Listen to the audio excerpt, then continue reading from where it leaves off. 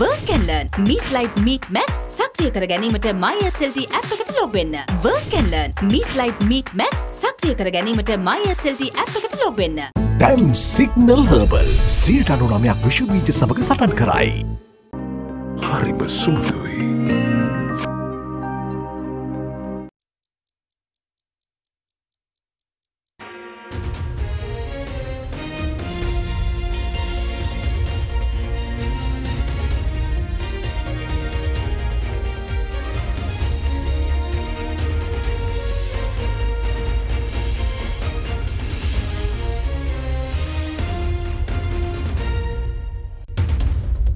Tonight on First at 9 this Tuesday, the 20th of December 2022. Attracting investments. Cabinet declares introduction of new visa categories for the Colombo Port City Economic Zone. Sri Lanka to also bring in new central bank bill into legislation. Most awaited. Nominations for local government elections to be called between 26th and 30th December, says Chairman of the Election Commission. New roles.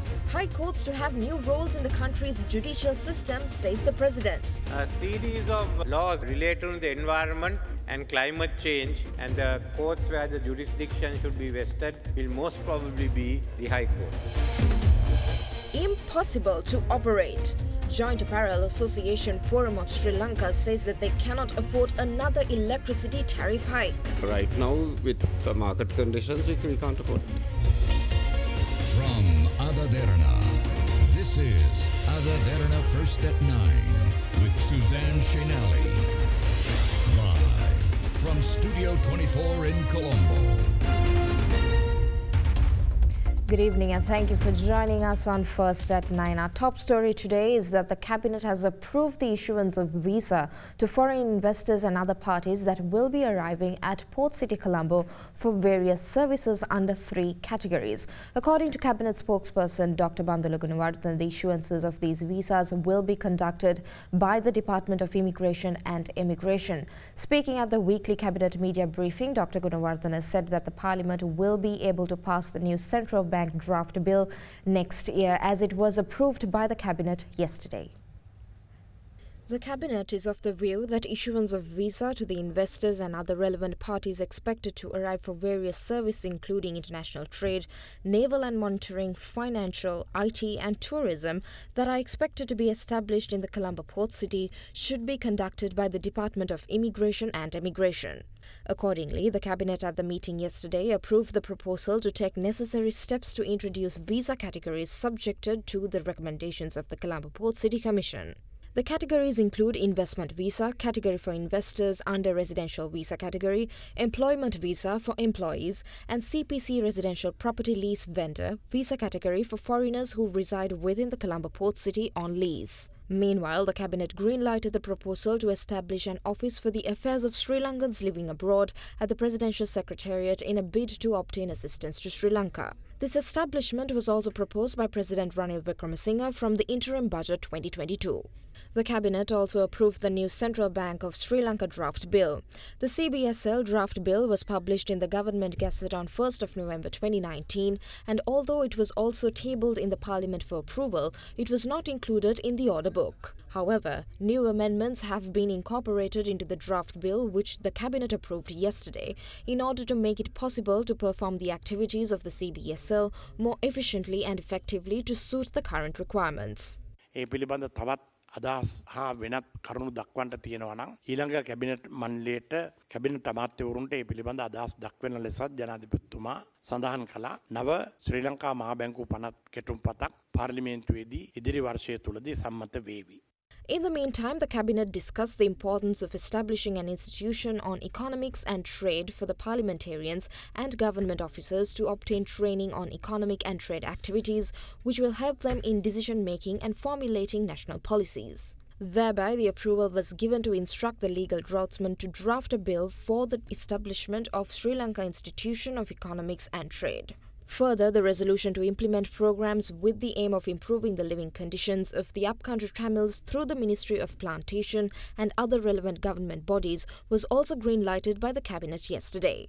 In other developments, discussions were held in the cabinet pertaining to the reports of serious incidents of ragging and indiscipline amongst a section of students at the Buddhist and Pali University of Sri Lanka. Cabinet මණ්ඩලයේ තීන්දුව කළා මේ විශ්වවිද්‍යාලයේ මහානායක හිමිවරු ඇතුළු බෞද්ධ ආගමික නායකයන්ගේ පූර්ණ සංශෝධන සහිතව මිස යලි විවෘත කරන්නේ නැහැ කියන තීන්දුව කැබිනට් මණ්ඩලය ගත්තා. ඒ සඳහා අවශ්‍ය වාර්තාත් ලබාගෙන සියලුම මහානායක ස්වාමීන් වහන්සේලාත් මෙහා සම්බන්ධ වන ආගමික බෞද්ධ ආගමික නායකයන්ගෙත් පූර්ණ ලෙස සහභාගීත්වයෙන් සැකසෙන අලුත් සංශෝධන හා කොන්දේසි වලට යටත්ව තමයි පාලියා බෞද්ධ විශ්වවිද්‍යාලය නැවත විවෘත වෙන්නේ. President Ranil Wickremesinghe says the High Court will have new roles to play in the country's judiciary system with the introduction of new laws such on environment, climate change and women empowerment. Addressing the 25th anniversary of the Colombo High Court Lawyers Association, President Wickremesinghe also said that talks are underway by the Colombo Port City Economic Commission on establishing a new commercial high court which will have exclusive jurisdiction on the matters pertaining to the port city. The 25th anniversary celebration of the Colombo High Court Lawyers Association was held in Colombo yesterday under the patronage of President Ranil Wickremesinghe. And now the Port City Commission is talking of establishing another commercial high court within the Port City, which will have exclusive jurisdiction over the matters that come there. So whatever work you have lost with the Dangerous Drugs Act, I think you can make up with this. Actually, we are talking of many other areas. For instance, there will be some new laws coming in on the empowerment, equality and empowerment of women. And a series of laws related to the environment and climate change, and the courts where the jurisdiction should be vested will most probably be the High Court. So as we go along, there will be new laws being made. And as the new laws are being made, High Court will have a new role to play. Just as much as you can lose on some, you can gain on the others. We are meeting now after a very, very turbulent year, which tested the limits of our constitution and its ability to survive the turbulent times. And we must remember that the courts still has and he had an important role and continue to play that important role. What is the role of law in the 21st century? How far should our courts change? How far should we speed up justice? And in that, I think the High Court will have an important role to play. There are many issues that have come up with the people, with the clients, with the parties. How can we get justice faster? How can we ensure that the litigation is not one that will bury us with the cost and it's one that will be expeditious? So these are some of the issues that will come up. And you in the High Court will be at the center of it to decide the role of the High Court and what is your attitude towards speeding up justice and making it available to all. Which takes us into the question of legal aid, that we have to provide more legal aid. And I'm sure these are matters which you will address after tonight, because first you have to go back to practice at the bar, and that certainly doesn't include any other questions or the matters I have raised with you. That is the tradition. The High Court lawyers have always been at me, your guardian angel, you are De Silva. Used to regularly ring me on issues when I was Prime Minister and earlier. So my duty here is to wish you well and to say that I am here to help you, except in matters to the Dangerous Drugs Amendment. Any of the other issues, certainly you can come to me. And I just remember the old Chinese saying, which I thought is quite apt now. Don't spoil a good dinner with a bad speech. So I'll end it now. Chairman of Election Commission Nimal Punchiheva said nominations for local government elections will be called between 26th and 30th December. He also said a date for the election will be announced once the acceptance of nominations is over. Meanwhile, at the cabinet meeting today, cabinet spokesperson Dr. Bandula Gunawarthana expressed the possibility of Sri Lanka Podujana Perumana forming an alliance with the United National Party in order to contest in the local government polls. In January this year, former Minister of Public Administration, Provincial Councils and Local Government Authorities, Janaka Bandara Tennakon, extended the term of local government bodies till 19th of March 2023, in a backdrop where the 4-year period was originally scheduled to expire from March. After several months of that development, President Ranil Wickremesinghe in October said he plans to reduce the number of council members of local authorities from 8,000 to 4,000 and also to transfer the executive power of Pradeshi Sabha to a chairman-based committee instead of it being vested on a single chairman. He added that these laws will be drafted for this amendment before the next local government election. Following the announcement, a massive objection was expressed from the opposition factions, stating that the government is planning to postpone the local government elections under the guise of amending election laws. However, the Election Commission earlier this month stated the nominations for the local government elections will be called during the final week of December. Speaking to AdaDerana English News, Chairman of the Election Commission, Attorney at Law Nimal Punchehewas said nominations for the election will be called between 26th and 30th of December. He said the nominations will be accepted for 14 days from the date of announcement and a date for the election will be announced once the nomination acceptance is over. Meanwhile, the matter of local government elections was also discussed in the cabinet meeting today. මන්ත්‍රීවරු වශයෙන් ආජන නියෝජිතයෝ වශයෙන් ඡන්දය සඳහා සූදානම් වෙන්න. දැන් පොට්ටුව පක්ෂය සහ එක්සත් ජාතික පක්ෂයත් අනිත් පක්ෂත් සමග සන්දානගත වීමෙන් ඡන්දය සඳහා අවශ්‍ය කටයුතු කරන්නට කියලා අපිට උපදෙස් දීලා තියෙනවා. ඒ අනුව නාම යෝජනා බාර ගැනීම සඳහා අවශ්‍ය ආකෘති පත්‍ර බෙදලා නාම යෝජනා දෙන්න ලංකාව පුරාම කටයුතු සූදානම් කරලා තියෙනවා. ඒක නිසා අපි ඡන්දය සඳහා නාම යෝජනා ලබා දීම සඳහා නාම යෝජනා මණ්ඩල පත් කළා. ඒ කටයුතු කිරීම සඳහා පක්ෂ යන්ත්‍රණ සම්පූර්ණයෙන්ම මේ දිනවල සතියන්තයත් එක්ක ක්‍රියාත්මක වෙමින් පවතිනවා. The National Investigation Agency, or the NIA, of India nabbed 9 Sri Lankan criminals over their alleged involvement to revive the activities of LTTE. According to the NIA, 2 of the criminals are key personnel in the LTTE revival in association with Pakistani national Haji Salim, who runs one of the biggest networks of smuggling drugs and arms from Pakistan to Sri Lanka. India's National Investigation Agency has arrested 9 Sri Lankans from the special camp for Tamil refugees at Tiruchirappalli for their alleged involvement in smuggling of drugs and arms to revive the activities of LTTE. According to Hindustan Times, those arrested includes criminal gang members C. Gunashekaran alias Kimula Guna and Balachandran Pushparaj, who are key personnel in the alleged LTTE revival conspiracy in association with Pakistani national Haji Salim, who runs one of the biggest networks of smuggling drugs and arms for Pakistan to Sri Lanka. Others include Mohammed Azmin, Alha Perumage Sunil Gamini Fonseca, Stanley Kennedy Fernando, Ladia Chandrasena, Danuga Roshan, Suranga Pradeep alias Valle Suranga and Tilipan. The NIA, however, did not describe role of other arrested persons in the case. Since last year, the NIA has registered at least 4 cases to probe conspiracy by several LTTE cadres based in India and Sri Lanka to revive the activities of the banned outfit by indulging in arms smuggling, ferrying of drugs and using hawala for transfer of funds. Earlier, NIA charged some active LTTE cadres, including a Sri Lankan woman, Lechumanan Mary Francisca, and 5 others for forging documents to use a bank account so that LTTE's activities can be funded. Measures have been taken by the government to establish a presidential task force to prevent the use of toxic and dangerous drugs. This was disclosed at the discussion preceded by the Minister of Justice, Dr. Wijayadas Rajapaksa, and President Secretary Saman Ekanayake at the Presidential Secretariat yesterday. According to PMD, a special program to prevent the use of toxic and dangerous drugs by integrating all agencies involved in drug prevention is to be implemented under the task force. Special attention was paid to the drug menace among school children, and immediate measures to be taken to prevent the spread of drugs was also discussed. Attention was also paid to inmates who are currently in prison due to drug addiction. Further, passing of an act to empower voluntary centres, community-based rehabilitation, probation services as well as to rehabilitate drug addicts were also discussed at the length.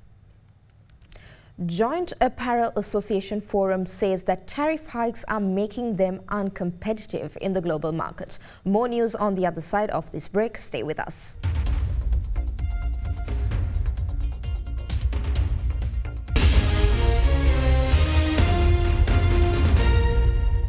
It's hard to keep up with the new when you're listening to the same old Slim Brand Week, a week for professionals.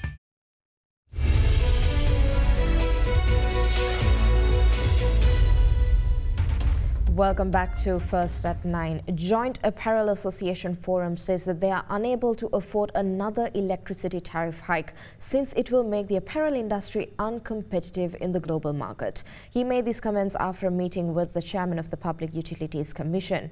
Meanwhile, PUCSL chairman once again warned of increased power cuts of up to 8 to 10 hours next year if government fails to procure sufficient coal stocks immediately. A meeting between the chairman of the Public Utilities Commission, Janaka Ratnayaka, and investors of the economic zones were held in Colombo this evening. During the meeting, the investors raised concerns on how another electricity tariff hike can affect their businesses. Sri Lanka needs to remain competitive, and even after the last tariff increases, Sri Lanka in dollar terms is now as expensive as its competitors, and this discussion about a 60 to 70% tariff hike will make apparel industries uncompetitive globally. And right now, with the economic downturn where we are seeing a reduction of volume of around 25%, it's just simply not possible for us to entertain a further increase in electricity, having had the massive increase that we had earlier this year.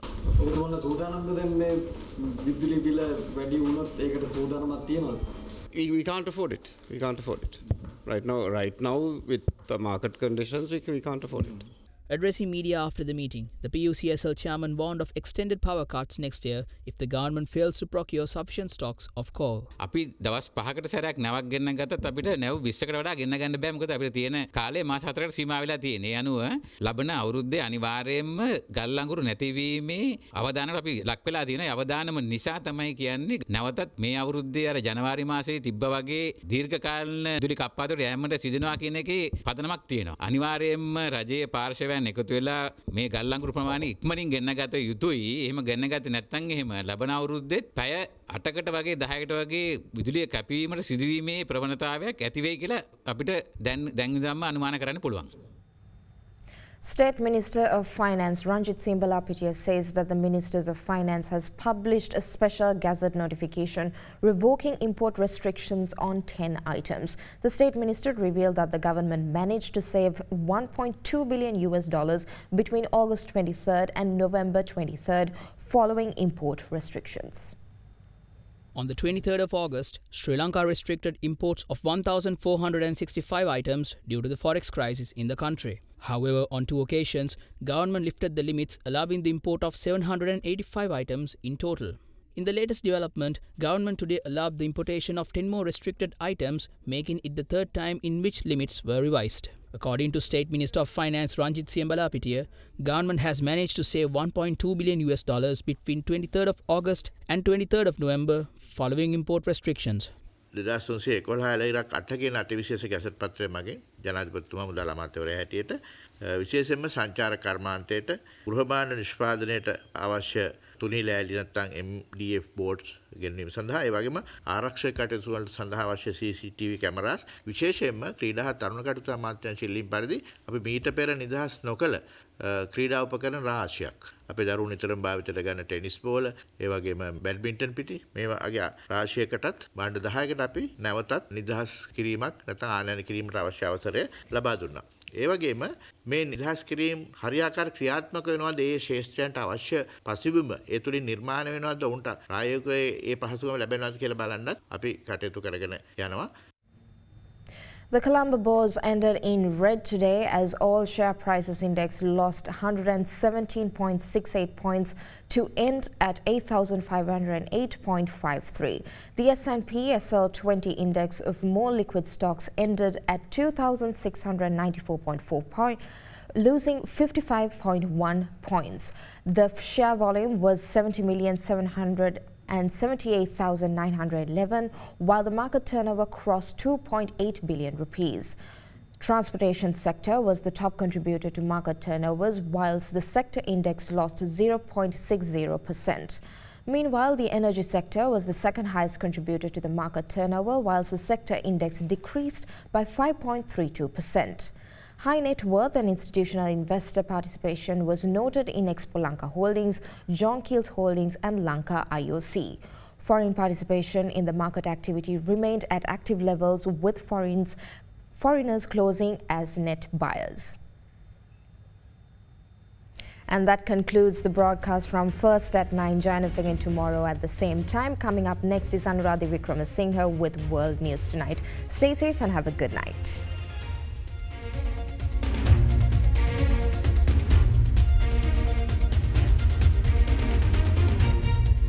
For news and information you can trust 24 hours a day, visit AdaDerana.lk.